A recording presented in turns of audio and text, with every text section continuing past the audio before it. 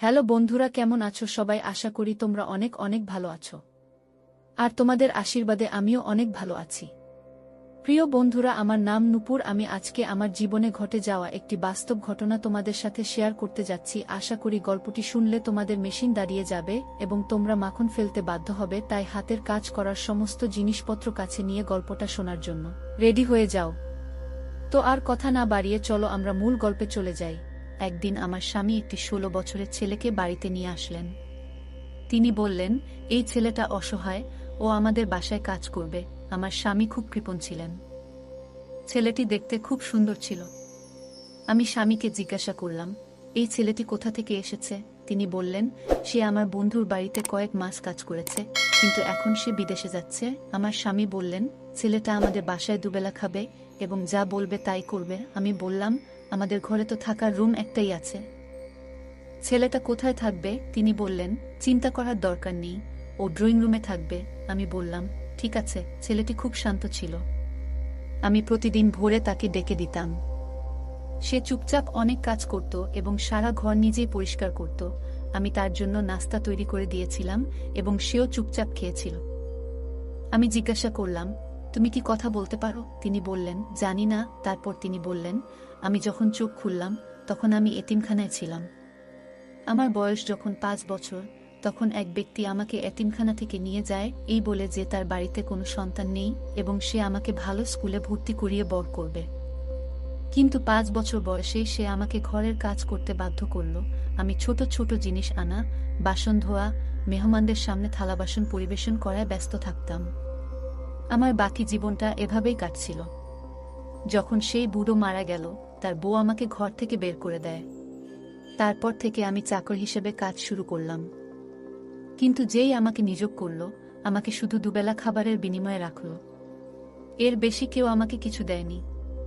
আমি দুবেলা খাবারের বিনিময়ে সব কাজ করি। তার গল্প শুনে খুব খারাপ লাগলো। আমি মাথায় হাত বুলিয়ে বললাম, তুমি চিন্তা করো না, আমিও তোমাকে কিছু টাকা দেব। আসলে আমার স্বামীর বেতনও বেশ ভালো। তিনি বললেন, না, তিনি আমাকে দুবেলা খাবার দিচ্ছেন। এটাই আমার জন্য যথেষ্ট। আমার কোনো পরিবার নেই যার জন্য আমাকে চিন্তা করতে হবে এবং কেন আমাকে টাকা দিতে হবে। এজন্য আমি কৃতজ্ঞ। তার কথায় আমার হৃদয় ভারী হয়ে উঠল। আমি জানতাম না যে এই সহানুভূতি আমাকে অনেক মূল্য দিতে হবে। আমার স্বামীর কাজের সময়সূচি এমন ছিল যে তাকে প্রায়ই অন্য শহরে থাকতে হতো। কোম্পানির বস তাকে মাসে একবার অন্য শহরে 3-4 দিনের জন্য পাঠাতেন। সেই দিনগুলোতে আমি একাই থাকতাম। আমার বিয়ের 6 বছর হয়ে গেলেও আমাদের কোনো সন্তান হয়নি। ভাবলাম, এতিম ছেলে মেয়েদের সঙ্গে ভালো ব্যবহার করলে ঈশ্বর আমাকে একটি সন্তান দান করবেন। একদিন আমার স্বামী যখন অন্য শহরে ছিল, আমি রান্নাঘরে ময়দা মাখাচ্ছিলাম এবং স্কার্ফ ছাড়াই রান্নাঘরে ঢুকে পড়েছিলাম। আমি শুধু বাড়ির কাজ করছিলাম, কিন্তু বুঝতে পারিনি যে 16 বছরের একটি ছেলের চোখে এমন ইচ্ছা থাকতে পারে। আমি যখন দোপাট্টা ছাড়াই ময়দা মাখাচ্ছিলাম, তখন সে সিঙ্কের কাছে দাঁড়িয়ে বাসন ধোয়ার অজুহাতে তাকিয়েছিল। আমি আমার কাজে ডুবেছিলাম। এমন সময় হঠাৎ মনে হলো আমার সত্তাকে কেউ যেন আক্রমণ করছে। ছেলেটি কখনো আমার মুখের দিকে তাকাচ্ছিল, আবার কখনো আমার শরীরের দিকে এমন দৃষ্টিতে তাকাচ্ছিল যা আমাকে অস্বস্তিতে ফেলে দিল। তাই আমি ভয় পেয়ে গেলাম। সাথে সাথে রান্নাঘরের দরজায় ঝুলানো স্কার্ফটা নিজের চারপাশে জড়িয়ে নিলাম। ময়দা প্রায় গুঁড়ো করে ফেলেছিলাম। সেটি একটি বাক্সে রেখে ফ্রিজে রাখলাম এবং তৎক্ষণাৎ রান্নাঘর থেকে বেরিয়ে এলাম। আমার বিছানায় বসে ভাবতে লাগলাম, কেন এই ছেলেটি আমার দিকে তাকিয়ে আছে। তবে আমি নিজেকে আশ্বস্ত করলাম যে হয়তো এটা আমার মায়া হতে পারে।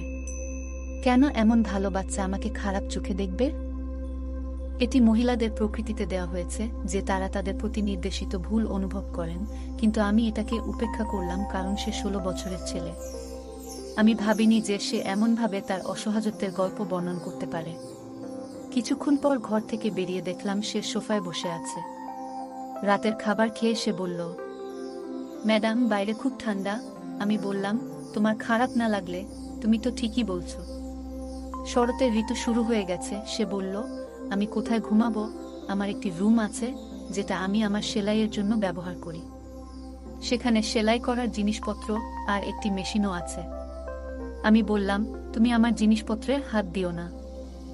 সে বলল, আমি তোমার রুমে মেঝেতে ঘুমাবো এটা শুনে আমি চমকে উঠলাম, কিন্তু মনে হলো মেঝেতে বিছানা পেতে সে থাকতে পারে।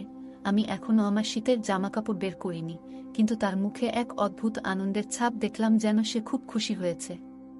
তার বিছানাটা তুলে আমার রুমে মেঝেতে বিছিয়ে দিলাম। ঘুমানোর আগে আমি রুমের আলো নিভিয়ে দিলাম এবং ধীরে ধীরে গভীর ঘুমে তলিয়ে গেলাম। সকালে যখন আমার চোখ খুলল, মাথাটা খুব ভারী লাগছিল, হয়তো অতিরিক্ত ঘুমের কারণে। ঘড়ির দিকে তাকালাম, সকাল 8টা বেজে গেছে। সাধারণত আমি সকাল 6টায় ঘুম থেকে উঠি, কিন্তু আজ মনে হলো যেন অনেক ঘুমিয়ে ফেলেছি। তখনই আমি ওয়াশরুম থেকে পানি পড়ার শব্দ শুনতে পেলাম। বিছানার নিচে তাকিয়ে দেখলাম ছেলেটির বিছানা নেই, অর্থাৎ সে উঠে আমার ওয়াশরুমে ঢুকে গেছে।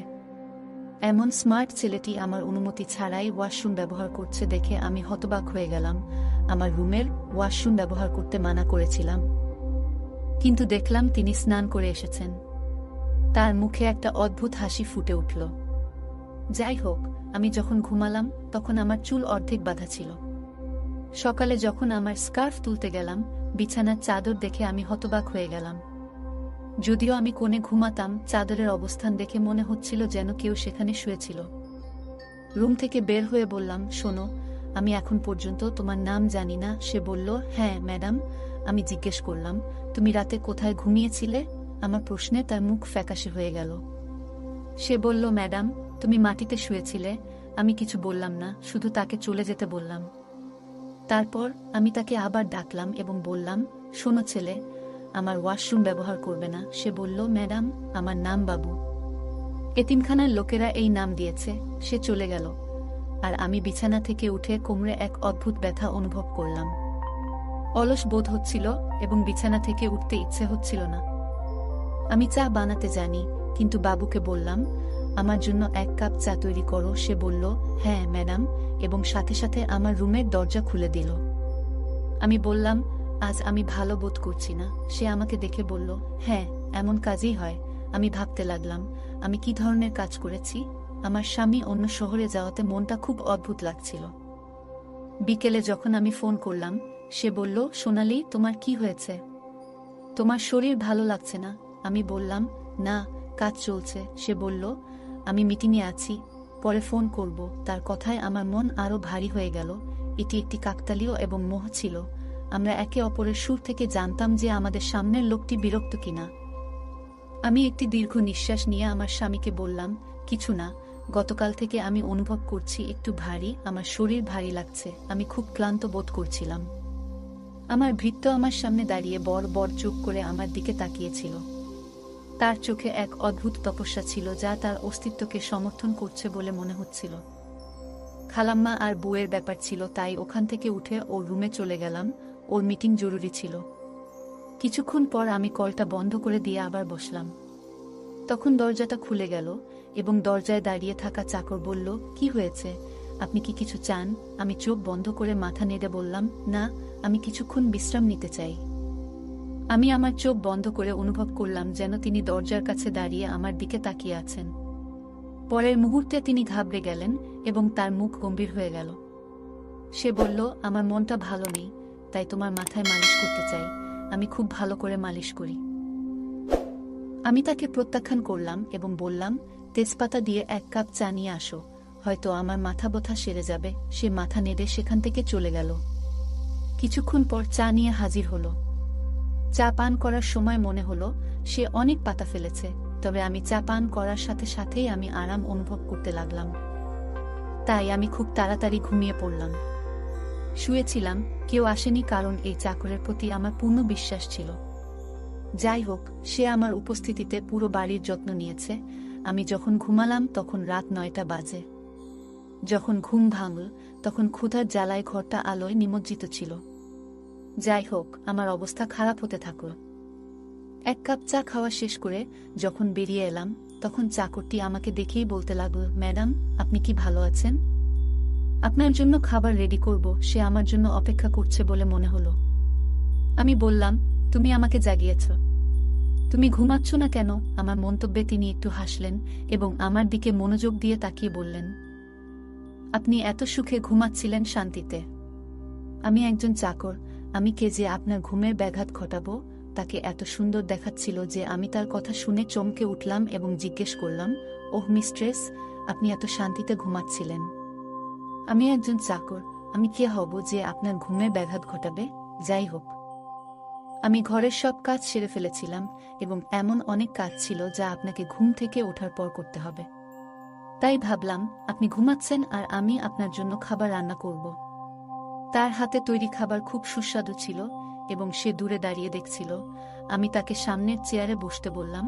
একই সময়ে আমার স্বামী ফোন করলেন আর আমি তার সাথে একটানা 2 ঘন্টা কথা বলতে লাগলাম। সেই সময়ে আমার চাকরটি ঘরের বাইরে অপেক্ষা করছিল। 2 ঘন্টা শেষে সে এসে বলল, কতক্ষণ তোমার স্বামীর সাথে কথা বলতে হবে? আমার ঘুম পাচ্ছে। আমার স্বামীও ফোনের ওপাশ থেকে জিজ্ঞেস করলেন, চাকর কোথায় ঘুমাচ্ছে? আমি তৎক্ষণাৎ বললাম, কিছু না, বাইরে ঠান্ডা অনেক বেড়েছে, তাই এখন বাসার ভেতরে ঘুমাচ্ছে। গত রাতেও আমার রুমে একই বিছানায় শুয়েছে। এই কথা শুনে আমার স্বামী কিছুক্ষণ চুপ করে রইলেন, তারপর বললেন, তার ওপরে ওঠার দরকার নেই, তাকে বলো বাইরে আশ্রয়ে শুতে, এখন তেমন ঠান্ডা নেই। নইলে অন্য ঘরটা খালি করে দাও। আমি বুঝতে পেরেছিলাম যে আমার স্বামী ঘুমাতে যাবেন, তাই তার সাথে কথা শেষ করে আমি চাকরকে পরিষ্কার করে বললাম, তুমি এখানে লজে আছো, তোমার বিছানা কোণে বিছিয়ে ঘুমাও, আমি তোমাকে আমার ঘরে রাখতে পারবো না। তিনি একটি দীর্ঘ নিঃশ্বাস নিয়ে বললেন, ঠিক আছে, আমি তোমাকে আমার উপপত্নী মনে করি, কিন্তু তুমি আমার উপর এতটুকু প্রভাব ফেলছ, এটা শুনে আমার লজ্জা লাগলো। আমি বললাম, এমন কিছু নেই, তুমি এখানে লজে ঘুমাতে পারো। যাও, সকালে ঘুম থেকে উঠে নাস্তা তৈরি করতে হবে। এই বলে আমি আমার রুমে চলে গেলাম। এত ঘুমানোর পরও যখন আলো জ্বালালাম এবং পড়তে বসলাম, ঘুমটা আবার আমাকে আলিঙ্গনে নিতে শুরু করল। আমি ভাবছিলাম আমার স্বামী আমার পাশেই আছেন, কিন্তু যখন চোখ খুললাম দেখলাম আমার স্বামী বাড়িতে নেই। যা দেখলাম তা দেখে আমি হতবাক হয়ে গেলাম, কারণ চাকরটি আমার ঘর থেকে হাঁটছিল এবং তার শার্টটি নিঃশব্দে তুলে নিচ্ছিল। আমি হতবাক হয়ে গেলাম। যা বুঝলাম তা হলো আমার গুজবাম্প ছিল। আমার অস্তিত্ব ছিন্নভিন্ন হয়ে গেল। পরিষ্কার যে আমার এক 5 বছর বয়সী চাকর আমার সাথে কিছু ভুল করেছে। আমি তৎক্ষণাৎ আমার ঘরটি ভিতর থেকে বন্ধ করে দিলাম। এরপর আমি আর ঘুমাতে পারলাম না। একটা 16 বছর বয়সী ছেলে কিভাবে এমনটা করতে পারল তা ভেবে পাগল হয়ে গেলাম। পরদিন সকালে চাকরটি এল না। আমি রুম থেকে বেরিয়ে এলে সে অদ্ভুত দৃষ্টিতে তাকাচ্ছিল। আমি তাকে সম্পূর্ণ উপেক্ষা করে নিজের ঘরের কাজ করতে লাগলাম। আমি লক্ষ্য করলাম ছেলেটি কেবল বয়সে ছোট নয়, কিন্তু অভিজ্ঞতা এবং চেহারার দিক থেকে সে ক্ষুধার্ত নেকড়ের মতো দেখাচ্ছিল। আমি যখন ঘুমাতে গেলাম তখন আমি সেই ছেলেটিকে আমার ঘরে ঢুকতে দিইনি, যার ফলে আমি সারা রাত সজাগ ছিলাম। সে বলল, ম্যাডাম, আপনার এয়ার ফ্রেশনার আনুন, আমি রুমে স্প্রে করব। কিন্তু কিছু ভেবে আমি তাকে প্রত্যাখ্যান করে বললাম, আমি নিজেই স্প্রে করব, তুমি চলে যাও। সে কিছু ভেবে জায়গা ছেড়ে চলে গেল। কিন্তু সেই রাতে আমি রুমে এয়ার ফ্রেশনার ছিটাইনি, যদিও এটি আমার প্রতিদিনের অভ্যাস ছিল। আমার স্বামীও সেই রাতে অন্য শহরে ছিল। কিছুক্ষণ পর রুমের দরজা খুলল আর চাকর আমাকে ডাকতে লাগল, তুমি কি ঘুমাচ্ছ? তোমার বাবু তোমার সাথে রাত কাটাতে এসেছে। সে আমার পুরো সত্তায় নিজেকে দেখাতে শুরু করল। ঠিক সেই মুহূর্তে দরজাটা ধাক্কা দিয়ে খুলে গেল এবং আমার স্বামী সেখানে ঢুকলেন, কিন্তু চাকর তার জামাটা খুলে ফেলেছিল। হঠাৎ মনিবকে সামনে দেখে সে ঘাবড়ে গেল। আমিও সাথে সাথে উঠে বসলাম। আমার স্বামী আমাকে আর চাকরকে দেখে আঁতকে উঠল। আমি তখনই আমার স্বামীকে বললাম, আমি সেই সব নারীদের মধ্যে একজন নই যারা সঠিক সময় না পাওয়ার পরের মুহূর্তে ঘরে ঢুকে চাকরকে জড়িয়ে ধরবে। আমার স্বামী ওকে চড় মারতে লাগলেন আর বলতে লাগলেন, থালায় তুমি খাও, আমি তোকে ঘরে এনেছি তোর উপকারে, কিন্তু তুই আমার ঘরেই এসব শুরু করলি। তিনি প্রথমে অস্বীকার করতে থাকলেন, কিন্তু যখন আমার স্বামীর ভারী চাপ তার উপর পড়ল তখন তিনি কাঁদতে শুরু করলেন এবং যা বললেন তা আমাদের কল্পনাতেও ছিল না। তিনি বললেন, আমি এতিম, যে আমাকে তার বাড়িতে নিয়ে গিয়েছিল সে আমাকে চাকর বানিয়েছিল, কিন্তু সে আমার সাথে অন্যায় করত। সে আমার শরীরকে অনুচিতভাবে স্পর্শ করত, আমার আবেগ নিয়ে খেলা করত। আমি তার চাকর ছিলাম এবং আমাকে নবাবের মতো মারধর করত এবং হুমকি দিত। তিনি আরও বললেন, সে আমাকে এই কাজটি করতে বলেছিল এবং আমি করতাম। সম্ভবত এই কারণেই আমি সময়ের আগেই যুবক হয়ে গিয়েছিলাম। আমার ভিতরে নিসওয়ানির প্রতি আকর্ষণ বাড়তে থাকে। ওস্তাদ আমার সাথে প্রতিটি নোংরা কাজ করেছে যা একজন পুরুষের মধ্যে ঘটে। অতঃপর যখন আমি সন্তুষ্ট হলাম তখন তারা আমাকে বাড়ি থেকে বের করে দিল। আমি যখন আপনার বাড়িতে এলাম তখন আমি ধৈর্য ধরতে পারতাম না এবং তখন আমি এয়ার ফ্রেশনারের ওষুধ মেশাতাম। সুগন্ধ পেয়ে আপনি যখন ঘুমিয়ে পড়তেন তখন আমি রুমে আসতাম, ততক্ষণে সেই সুগন্ধ কমে যেত। মিস্ট্রেসের সাথে আমার শরীরের খিদে মেটানোর পর আমার শরীরে খুব ভালো লাগত। তিনি কাঁদছিলেন এবং আমার স্বামীর কাছে ক্ষমা চেয়েছিলেন। যখন আমি তার উপর অত্যন্ত রাগান্বিত এবং অনুতপ্ত বোধ করছিলাম তখনই আমার স্বামী তাকে বাড়ি ছেড়ে চলে যেতে বললেন, কিন্তু তিনি কান্নাকাটি করতে লাগলেন। আমি মাঝরাতে কোথায় যাব? দয়া করে আমাকে ক্ষমা করুন। আমি এরকম কিছু আর কখনো করব না। আমার স্বামী তখন বললেন, এমন একজনকে এখানে রাখা ঠিক নয়। ছেলেটির এই অবস্থার পেছনে প্রথম দায় ছিল তার মালিকের, যিনি তাকে এতিমখানা থেকে নিয়ে এসেছিলেন। যদি একটু তদন্ত করা হতো তবে হয়তো শিশুটি এতিমখানাতেই নিরাপদ ছিল। সেদিন রাতে ছেলেটিকে গেটের কাছে রেখে দিলাম এবং পরদিন সকালে তাকে পুলিশে সোপর্দ করলাম। তাকে কারাগারে রাখা হলো যাতে তার শারীরিক প্রশিক্ষণ ও স্বাস্থ্যের উন্নতি হয় এবং ভবিষ্যতে সে একজন ভালো মানুষ হতে পারে। যাই হোক, আমি কখনোই আমার স্বামীকে জানাইনি কতবার ছেলেটি আমার সাথে যৌন মিলন করেছে। তিনি আমাকে অনেক সমর্থন করেছিলেন। আমাদের মধ্যে প্রেম ছিল, কিন্তু আমি বিব্রত ছিলাম। আমার স্বামী বলেছিলেন, এটি তোমার দোষ নয়, আমারই উচিত ছিল ভালোভাবে তদন্ত করে চাকরকে নিয়ে আসা। যদি আমি তাকে এখানে না আনতাম তাহলে এই সব ঘটত না। যাই হোক না কেন, যা হয়েছে তা হয়েছে। আমি এখন থেকে খুব সতর্ক থাকব এবং কাউকে জানতে দেব না। বন্ধুরা, আমাদের এই গল্পটি আপনাদের কেমন লাগলো অবশ্যই কমেন্ট করে জানাবেন। আমরা প্রতিদিন আমাদের চ্যানেলের 3 থেকে 4টি করে নতুন নতুন গল্প আপলোড করব। আপনারা প্রতিদিন আমাদের গল্পগুলো শুনবেন।